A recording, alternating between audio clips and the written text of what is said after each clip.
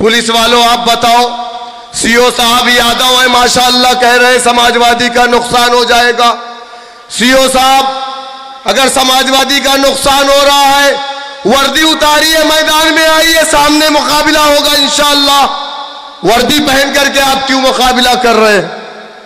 अगर आपको इतनी फिक्र है, आप हमारे कैंडिडेट से कहते हैं कि तुमने एमआईएम से टिकट क्यों ले लिया, मैं तुमको समाजवादी का टिकट दिला देता, मैं तुम्हें बहुजन समाज कांग्रेस से टिकट दिला देता। तो आप समाजवादी बहुजन समाज पार्टी के टिकट दिलाने वाले दलाल हैं क्या? आप आइए, मुकाबला करिए, रिजाइन करिए नौकरी से, आमने सामने मुकाबला होगा इंशाअल्लाह ताला।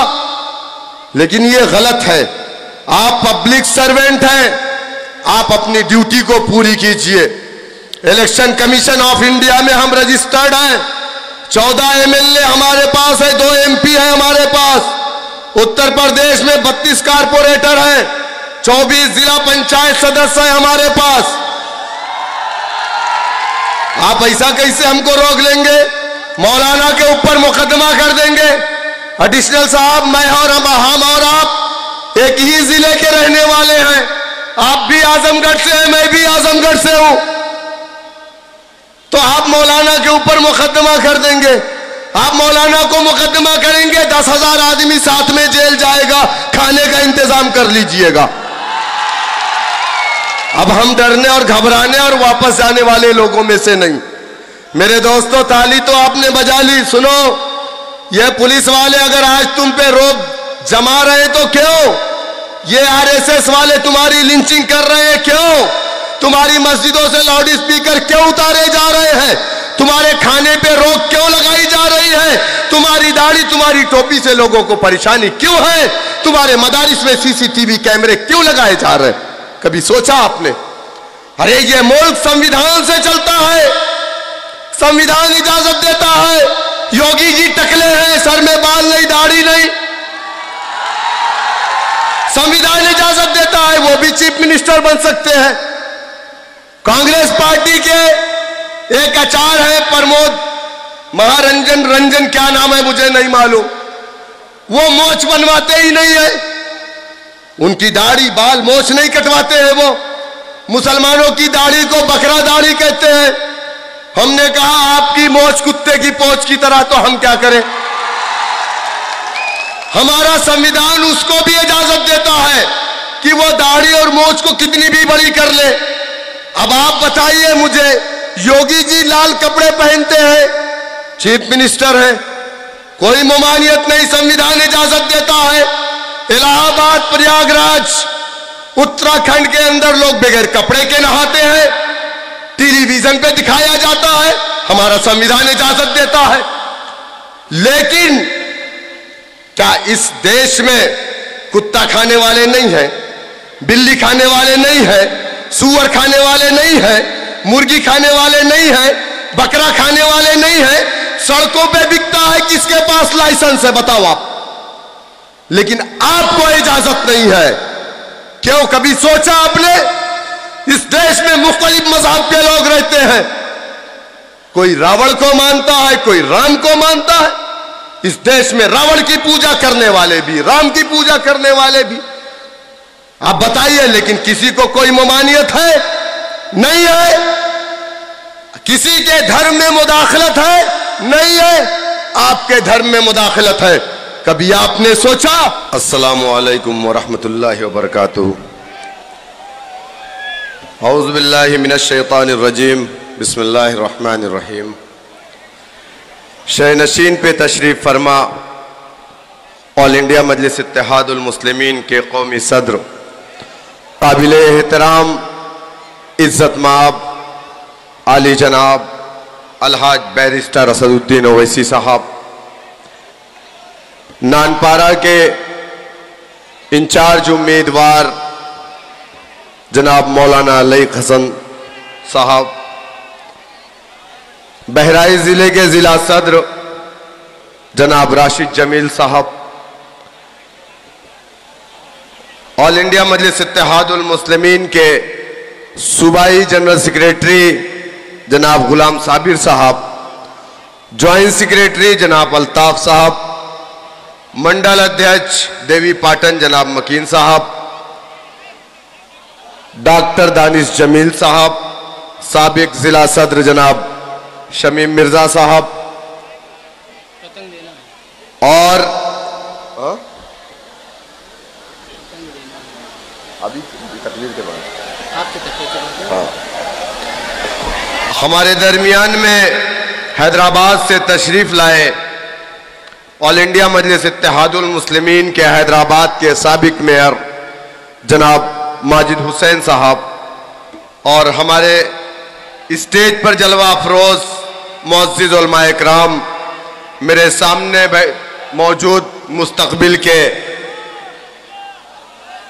चिरागों, ऑल इंडिया मजलिस इत्तेहादुल मुस्लिमीन के गयूर नौजवानों,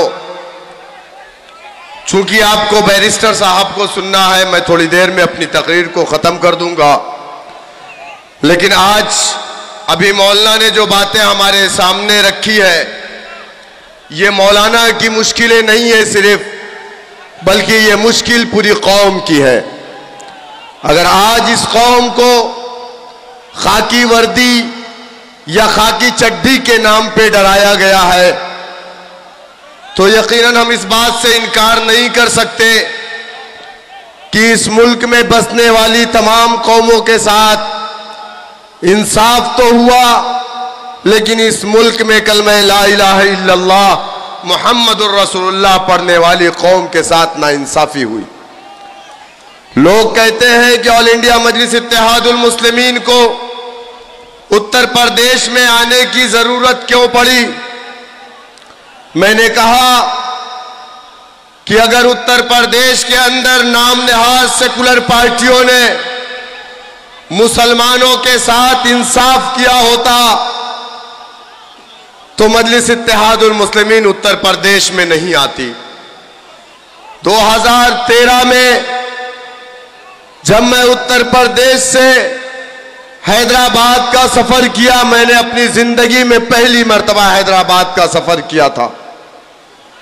जब मैं दारुस्सलाम में जाकर के फरियादियों की लाइन में लग करके आपके कायद हमारे महबूब लीडर जनाब बैरिस्टर सऊद्दीन ओवैसी साहब से मुलाकात किया, तो उनका साफ तरीके से यह कहना था कि शौकत साहब, मैं उत्तर प्रदेश में चुनाव नहीं लड़ना चाहता। उत्तर प्रदेश में हर एक घर में नेता है, हर 10 घर के बाद एक राष्ट्रीय पार्टी, एक पार्टी है, उसका राष्ट्रीय अध्यक्ष है। मुझे उत्तर प्रदेश में कोई इंटरेस्ट नहीं, चूंकि 2014 करीब था। हमने कहा सर, हम आपके दरमियान में इसलिए नहीं आए हैं कि हम 2014 का पार्लियामेंट का इलेक्शन लड़ना चाहते हैं। तब साहब ने हमसे बात की, उन्होंने कहा ठीक है, अगर आप तंजीमी काम करना चाहते हैं तो मैं आपको एक जिले की इजाजत देता हूं, आप जाइए आजमगढ़ में आप काम करिए। हम लोगों ने आजमगढ़ से काम शुरू किया। पूरे उत्तर प्रदेश में लोगों ने मैसेज करना शुरू किया। आप यकीन मानिए कि हमको गाजियाबाद से फोन आता, मेरठ से फोन आता, नानपारा से, बहराइच से, उत्तर प्रदेश के 75 जिलों से फोन आता। फिर हम 2 महीने के बाद अपने कायद से मुलाकात की। हमने कहा पूरे उत्तर प्रदेश में आप इजाजत दीजिए हमें काम करने की। सदर मजलिस जनाब बैरिस्टर सऊद्दीन ओवैसी साहब ने कहा कि शौकत साहब, मैं नहीं चाहता कि संघ परिवार मजबूत हो, मैं नहीं चाहता कि उत्तर प्रदेश में बीजेपी मजबूत हो, और कल के जब हम उत्तर प्रदेश में इलेक्शन लड़ेंगे, यही नाम नहाज सेकुलर पार्टियों के लोग हम पर इल्जाम लगाएंगे कि ये देखो आ गए बीजेपी को जिताने के लिए। हमने कहा सर, हम आपके पास नहीं आते, लेकिन 2013 के अंदर मुजफ्फरनगर में एक ऐसा सानेहा पेश आया जहां पर 200 से 250 मुसलमानों का, इंसानों का कत्लेआम हुआ। मां के सामने बेटी की सामने मां की इज्जत को लूटा गया। आज उत्तर प्रदेश में हमारे सरों पर हाथ रखने वाला कोई नहीं है। आज मुजफ्फरनगर के अंदर 50,000 से ज्यादा लोग रिफ्यूजी कैंपों में हैं। दिसंबर का महीना, वेस्ट यूपी की ठंडक, लेकिन सर हमारे 70 एमएलए उत्तर प्रदेश की असेंबली के अंदर मुसलमान हैं। एक भी एमएलए मुजफ्फरनगर हमारे उन बहनों के, हमारे उन भाइयों के सरों पर हाथ रखने नहीं गया। उत्तर प्रदेश का मुसलमान उम्मीद भरी निगाहों से दारुस्सलाम की तरफ देख रहा है, आपकी तरफ देख रहा है, एक उम्मीद नजर आ रही है। सर आप आइए उत्तर प्रदेश में, उत्तर प्रदेश का नौजवान आपका इंतजार कर रहा। लोग कहते हैं कि ओवैसी साहब क्यों उत्तर प्रदेश आ गए? अरे उत्तर प्रदेश ओवैसी साहब नहीं आए, उत्तर प्रदेश के नौजवानों ने ओवैसी साहब को उत्तर प्रदेश बुलाया है। और उत्तर प्रदेश किसी के बाप की जागीर नहीं है। उत्तर प्रदेश भारत का हिस्सा है। उत्तर प्रदेश भारत का दिल है। उत्तर प्रदेश वो स्टेट है, दिल्ली जाने का रास्ता जो तय करता है। और उत्तर प्रदेश की पुलिस हमें क्यों प्रोग्राम करने की इजाजत नहीं देती? समाजवादी के लोग कहते हैं हम बीजेपी की बी टीम है। बीजेपी वाले कहते हैं इनका सर कलम कर दो, इनको आने मत दो, इनको इजाजत मत दो।